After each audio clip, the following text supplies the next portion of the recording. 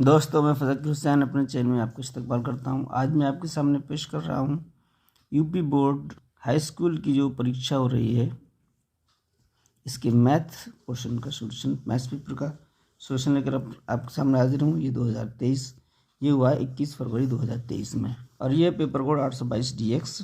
इस प्रश्न पत्र के आ और बा दो खंड हैं। इसमें खंड आ में एक एक अंक के 20 बहुविकल्पीय प्रश्न हैं और जिनके उत्तर OMR सीट पर हमें देना है। तो यह है खंड आ, बहुविकल्पीय प्रश्न। इसमें पहला प्रश्न एक परमेय संख्या दी गई है 17/2 पे घात 2 गुणा 5। इसका दशमलव प्रसार निम्नलिखित में से किस दशमलव स्थान के बाद समाप्त होगा। तो इस तरह की परमेय संख्या जिसमें 2 और 5 के गुणनखंड हो, उसका दशमलव संख्या में अगर बदलें तो उसका दशमलव के कुछ स्थान तक क्या है, समाप्त हो जाएगा। तो इसमें ये पूछा है कितने स्थान तक समाप्त होगा, तो ये समाप्त हो जाएगा 2 स्थान पर। बी इसका जो ऑप्शन है वो सही है। दूसरे प्रश्न में एक बिंदु दिया है ऋण 3 और 5, इसके निर्देशांक है, इसकी y अक्ष की दूरी कितनी होगी। इस बिंदु को काटते तल पे अगर दिखाएं तो ये होगा हमारा y अक्ष और ये होगा x अक्ष। ये हमारा ओरिजिन है, यानी केंद्र। इस केंद्र निर्देशांक 0 0 होते हैं। अब ये जो बिंदु है ऋण 3, तो ऋण 3 है, y अक्ष से चलेगा बाईं तरफ, ऋण 3 यहाँ आ जाएगा, और +5 है तो ऊपर जाएगा। y अक्ष पर जो निर्देशांक होते हैं वो ऊपर जाते हैं, तो 5 पहुँच जाएगा। तो यहाँ ये बिंदु होगा ऋण 3 और 5। इसमें पूछा y अक्ष से दूरी कितनी है, ऋण 3 है, तो y अक्ष से दूरी ऋण 3 पहले विकल्प में है, तो पहले विकल्प इसका सही है। तीसरे प्रश्न में है एक संख्या दी गई है 144 कि अभाज्य गुणनखंडों में अभाज्य गुणनखंडों की घातों का योगफल कितना होगा। तो इसको घातों में पहले तब्दील चेंज कर लें। तो ये 144 है, ये 144 होता है 12 गुणा 12, यानी 12 का स्क्वायर 144 होता है। इस 12 को लिख सकते हैं 2 गुणा 2 गुणा 3, 2 दूनी 4 तिया 12। इसको भी 2 गुणा 2 गुणा 3। इसमें 2 की घातें कितनी आएंगी, 2 और 2 4, 2 पे घात 4 और 3 पे घात 2। तो जो गुणनखंड है हमारे अभाज्य गुणनखंड, इसमें जो घातें हैं उनका योग पूछा गया, 4 2, ये हो जाएगा 6। तो घातों का योग 6 हो रहा है, डी विकल्प इसका सही है। चौथे प्रश्न में ये दो संख्या दी है 132 288, इसका लासा दिया गया है ये 3180। तो मासा कितना होगा इन दो संख्याओं का। तो ये होता है लासा गुणा मासा बराबर दोनों संख्याओं का गुणनफल। ये हो गया 132 गुणा 288। इसमें भाग दे दें जो दिया गया है, हमें लासा दिया गया है, भाग दे दें इसका 3168 का, तो ये आ जाएगा हमारा मासा। इसको हम इनसे डिवाइड कर दें और हमें मासा निकालना है, तो फिर इन दोनों का जो संख्याएं दी गई हैं इनका सीधा सीधा मासा हम निकाल सकते हैं। सीधा सीधा मासा निकालना है, 132 का भाग दें 288 में, तो ये हमारा चला जाएगा 2 बार। 2 दूनी 4, 2 6 2 कम 2, यहाँ बचेगा 4, यहाँ बचेगा 2। 24 का भाग दे दें 132 में, तो ये चला जाएगा हमारा 5 बार, 5 चौक 20, 5 दूनी 10 और 2 12। ये बचेगा 12। 12 को 12 से 24 डिवाइड कर दें, 2 बार चला जाएगा, तो ये मासा हमारा आ गया। इसने पूरा डिवाइड कर दिया है, तो मासा हो गया 12। तो 12 जो मासा है वो डी विकल्प में है, तो डी विकल्प इसका सही है। पांचवें प्रश्न में दो समीकरण दिया है, द्विघात समीकरण, इसके मूल बराबर है, तो फिर m का मान कितना होगा। ये हमारा समीकरण जो सवाल में दिया गया है, ये मानक समीकरण निकालना है ax + bx + c बराबर 0। ये अगर हमारा द्विघात समीकरण का मानक समीकरण है, यानी व्यापक समीकरण है, तो इस समीकरण में यदि मूल बराबर हैं तो क्या होगा, 4ac बराबर b स्क्वायर के होगा। अब इसका हम कंपेयर कर लें, तुलना कर रहे हैं, a बराबर 3 आ गया, 4 गुणा 3, और c बराबर है हमारा m, b है 12 - 12 का स्क्वायर, तो यहाँ से m की वैल्यू आ जाएगी -12 का 144 स्क्वायर हो गया, माइनस का स्क्वायर प्लस हो जाएगा, 4 × 12 नीचे आ गया, फिर 12 से ही कट जाएगा 12 बार, तो m की वैल्यू यहाँ कितनी आ गई, 12 आ गई है। और 12 जो है वो इसमें भी डी विकल्प में है, तो डी विकल्प इसका सही है। छठे प्रश्न में द्विघात समीकरण है, इसके मूलों का योग होगा। तो ये हमारा द्विघात समीकरण है, इसके भी हम व्यापक यानी समीकरण देख लें तो प्लस बी एक्स प्लस सी, तो यहाँ से कंपेयर कर लें, a बराबर 5 हो जाएगा, b बराबर -3 और c बराबर आ जाएगा 2। अगर मूलों का योग कितना होगा, तो मूलों का योग हम निकालते हैं तो ये बराबर होता है -b/a। -b कितना है, -3/a है 5, माइनस माइनस प्लस हो जाएगा 3/5 जो आ जाएगा प्लस का आ जाएगा। 3/5 प्लस का जो है वो ए विकल्प में है, तो ए विकल्प इसका सही है। सातवें प्रश्न में युगपत समीकरण दिया गया है, इसका कोई हल नहीं है। इसके लिए लैम्डा का मान कितना होगा। ये दो युगपत समीकरण दिए गए हैं, इनका कोई हल ना हो, इसके लिए अगर हम पहले समीकरण के a1 b1 c1 ले लेते हैं, ये जो गुणांक हैं, और दूसरे समीकरण के a2 b2 c2 ले लेते हैं। अब जब इनका कोई समीकरण ना हो, इसकी कंडीशन के लिए a1/a2 बराबर हो b1/b2, और ये बराबर a1 पहले समीकरण में x का गुणांक 1 और दूसरे समीकरण में x का गुणांक a2 2 आ गया, b1 y का गुणांक हो गया 2 और b2 हो गया दूसरे समीकरण का y का गुणांक लैम्डा। इनको हम कैंची का गुणा करते हैं, यानी क्रॉस मल्टीप्लाई करते हैं, तो लैम्डा 1 × लैम्डा 1 2 2 4, तो लैम्डा की वैल्यू आ गई है 4 है हमारे डी विकल्प में, तो डी विकल्प इसका सही है। दो बिंदु हैं -4 2 और 5 6 को जोड़ने वाले रेखाखंड का मध्य बिंदु, ये मध्य बिंदु है P, a/8 4 है, तो a का मान होगा, ये हमारा a है और ये हमारा b है, ये हमारा एक रेखाखंड बन गया। इसका मध्य बिंदु है P और इसके मध्य बिंदु के जो कोऑर्डिनेट हैं, निर्देशांक हैं a/8 और ये 4। तो मध्य बिंदु में क्या होता है, मध्य बिंदु के निर्देशांक हम निकालते हैं, तो मध्य बिंदु के निर्देशांक ये होता है हमारा x1 + x2/2 और y1 + y2/2, यानी भुज जो होगा हमारा ये होगा x1 x2/2 और कोटि होगी y1 + y2/2। तो ये जो हो गया x1 + x2/2 ये बराबर होगा a/8, यानी जो मध्य बिंदु है उसकी जो भुज है वो होगी x1 + x2/2। x1 x2 पहले का भुज और दूसरे का भुज, यानी -4 + 5/2 बराबर a/8। -4 में से 5 में से -4 घटेगा, ये आ गया 1/2 a/8, तो ये आ जाएगा 2 चौक 8, तो a बराबर आ गया है 4। a की वैल्यू हमारी 4 आई है, 4 प्लस की है, तो डी विकल्प इसका सही है। दिए गए चित्र में त्रिभुज एबीसी के आधार बीसी के समांतर रेखाखंड PQ खींचा गया है। ये PQ है, ये वाला ये चित्र बना हुआ है, ये BC है, इसके समांतर PQ खींचा गया, ये ABC जो क्या है त्रिभुज है। अब PQ अनुपात BC, इसका अनुपात ये बराबर 1/3 है, यानी ये 1 है तो ये 3 है, तो AP और PB का अनुपात कितना हुआ ये हमें निकालना है। तो ये हमारा त्रिभुज ये BC है, ये A है और ये हमारी PQ है, तो यानी ये 3 गुनी है, इसका अनुपात 1 और अनुपात का 3 है, यानी ये 1 सेंटीमीटर है तो ये 3 सेंटीमीटर होगी। तो इस तरीके से ये जो समांतर रेखा है इसके ये समांतर इसके है और ये जो इनका अनुपात है, तो ये इसका और इसका अनुपात आ जाएगा, यानी ये 1 है तो ये पूरी यहाँ से लेके यहाँ तक 3 होगी, तो ये 1 है, ये पूरी 3 है, तो ये 1 निकल गई, तो यहाँ पर 2 हिस्से ये बचे होंगे। इसका पूछा है AP और PB का अनुपात पूछा है, तो 1/2 आ जाएगा, AP अनुपात PB ये आ जाएगा 1/2। 1/2 है हमारा C विकल्प में, तो C विकल्प इसका सही है।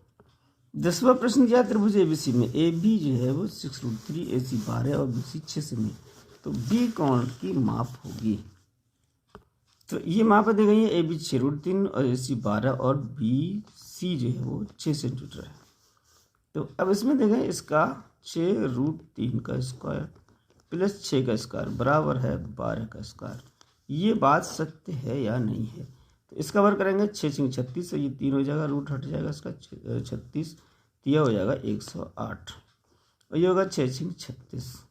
अब 12 का हो गया 144, 12 का वर्ग, इनको जोड़ देंगे तो ये भी क्या आ गया 144 आ जाएगा और ये 144 आ गया।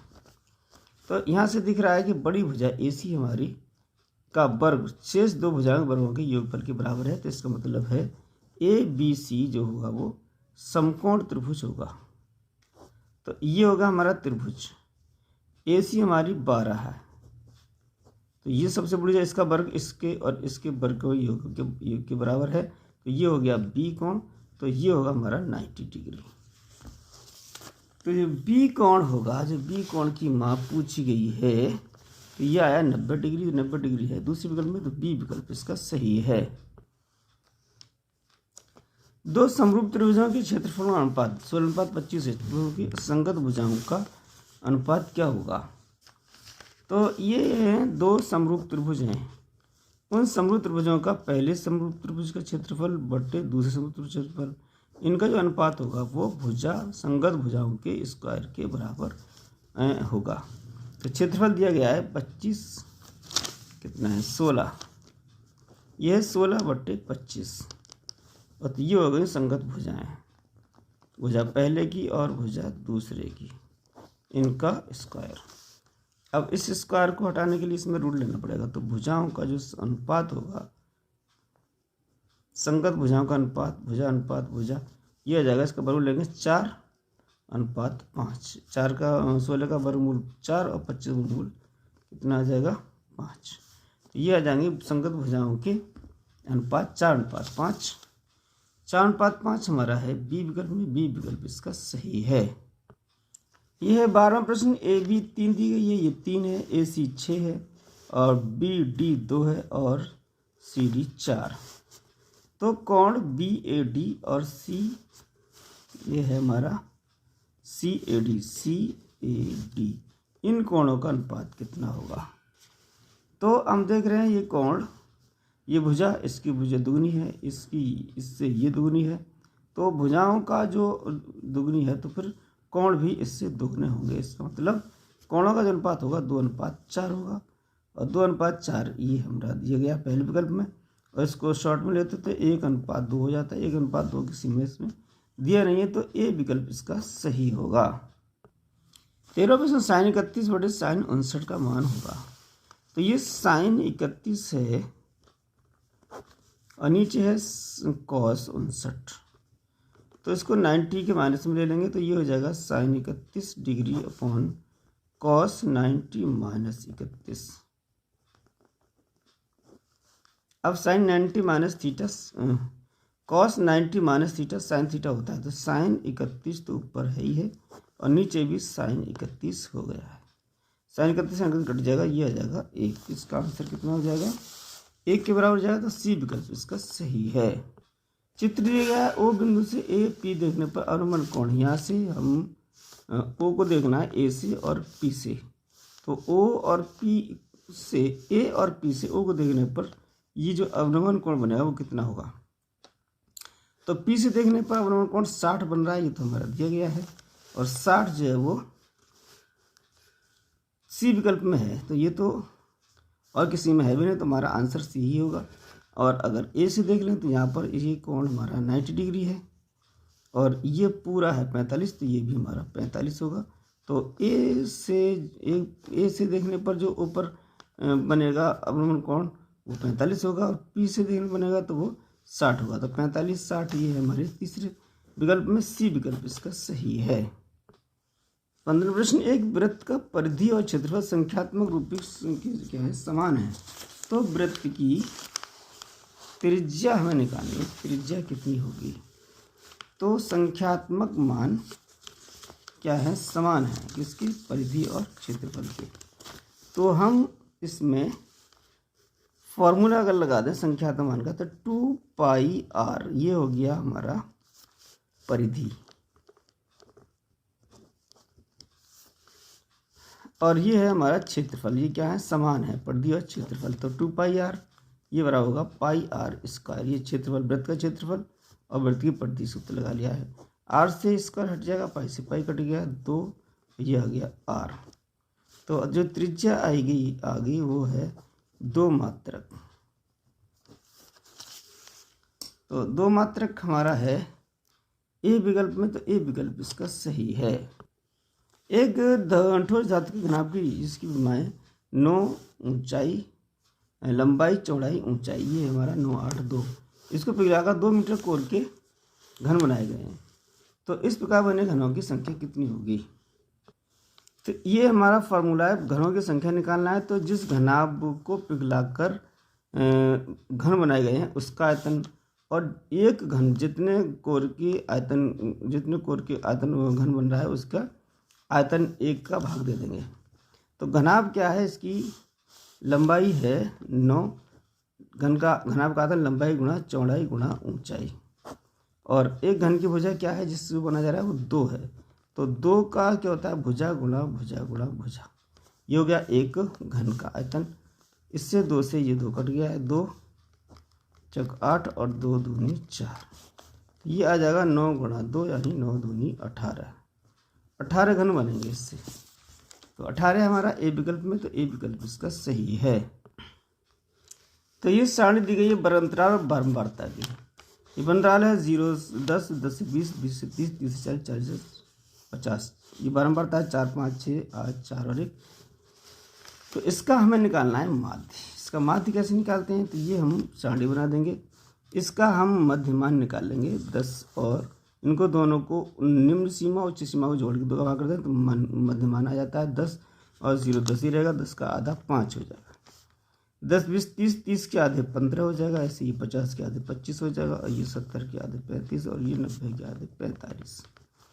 अब बारंबारता हमारी दी गई है 4, 5, 6, 4, 1। अब ये हमारी f है, ये x है, तो ये fx से निकाल लेते हैं। f निकालते 4 पंजे 20 आ जाएगा, 15 पंजे 75 आ जाएगा, 25 छिक्का 150 आ जाएगा, और 35 चौक 140, 45 एकम 45। अब हमारा माध्य होता है बारंबारता का योग 4, 5, 9, 6, 15 और 5, 20। इनको जोड़ लेंगे हम, 5 और 5 10 का 0, हासिल 1 3 10, 5 15, 19 4 23, हासिल 2 3 और 1 4। ये आ जाएगा 430, और ये आ जाएगा 20। तो हमें क्या निकालना है, माध्य। माध्य बराबर आता है sigma F x upon sigma F. Sigma F x है 430, और ये है 20, 0 से 0 कट गया, 2 दूनी 4, 2 एकम 2, 2 पंजे 10, 21.5। तो ये हमारा आ गया 21.5 माध्य। ये है सी विकल्प में, तो सी विकल्प इसका सही है। 18वां प्रश्न है, यदि दिए गए आंकड़ों का समांतर माध्य बहुलक 28 और 16 है तो माध्यिका होगी। तो हमारे पास समांतर माध्य मालूम है, बहुलक मालूम है, माध्य का निकालना है। तो समांतर माध्य बहुलक और माध्य के बीच एक संबंध होता है, उसकी सहायता से हम माध्यिका का मान निकाल लेंगे। तो ये है हमारे पास संबंध 3 गुणा माध्यिका बराबर 2 गुणा माध्य प्लस बहुलक। तो माध्यिका निकालनी है, तो 3 गुणा माध्यिका बराबर 2 गुणा माध्य। माध्य है हमारा 28 प्लस बहुलक, ये है हमारा 16। तो ये हो जाएगा 28 दूनी 56 प्लस 16, ये हो जाएगा 72। तो ये है हमारा 3 गुणा माध्यिका। तो माध्यिका यहाँ पर हम निकाल लें, तो ये आ जाएगी 72/3, 3 दूनी 6, 3 चौक 12, ये आ जाएगा 24। 24 है हमारे सी विकल्प में, तो सी विकल्प इसका सही है। 19वें प्रश्न में दिया गया है कि निम्नलिखित बारंबारता बंटन का बहुलक वर्ग होगा। तो बहुलक वर्ग हमारा वो होता है जिसकी बारंबारता सबसे अधिक हो। सबसे अधिक बारंबारता है हमारे वर्ग अंतराल में 3 से 5 के बीच की। तो यही हमारा बहुलक वर्ग होगा। तो बहुलक वर्ग 3 से 5 जो है वो रेंज में है, तो बी विकल्प में है, ये बी विकल्प इसका सही है। ये 20वां प्रश्न है और ये ऑप्शनल का जो पार्ट है उसका लास्ट क्वेश्चन है। निम्नलिखित बारंबारता बंटन का माध्य का वर्ग कितना होगा। तो इसको हम इस रूप में ले लेंगे। वर्ग अंतराल हमारा ये बारंबारता, ये संचयी बारंबारता निकालेंगे। संचयी बारंबारता होती है, इसको अगली बारंबारता के साथ जोड़ते चले जाना। 4 होगी पहले वर्ग की, और 4 और 5 9, 9 और 13 ये हो जाएगा 22, 22 और 20 ये हो जाएगा 42, और 8 ये हो जाएगा 50। और इन सबको बारंबारता जोड़ना तो ये हो जाएगा 50। अब हम माध्यिका निकालें तो ये जो बारंबारता का योग है वो सम संख्या है, तो 50/2वां पद, तो ये आ जाएगा हमारा 25वां पद। अब ये 25वां पद हमारा वो संचयी वार्ता में किसके अंतर्गत आता है। ये 22 से ज़्यादा है, ये 42 के अंतर्गत आता है। संचयी बारंबारता 42 के अंतर्गत 25 पद आता है, तो इसको हम इसके सामने चले जाएं तो ये वर्ग अंतराल पहुँचे, तो यही हमारा क्या होगा, माध्यिका वर्ग होगा। तो माध्यिका वर्ग कितना है हमारा 30 से 40। तो ऑप्शन में देखें 30 से 40 जो है वो बी विकल्प में है, तो बी विकल्प इसका सही है। ये था हमारा खंड आ। इसके बहुविकल्पी प्रश्न 20 थे। इसके बाद हम विस्तृत प्रश्न यानी पार्ट भी लेकर हाजिर होंगे। तो हमारी वीडियो का नोटिफिकेशन अब तक पहुंचे, इसके लिए हमारे चैनल को सब्सक्राइब करें। सारे जहाँ से अच्छा हिंदुस्तान हमारा, हम बोल बुलाए हैं इसकी सत्ता हमारा।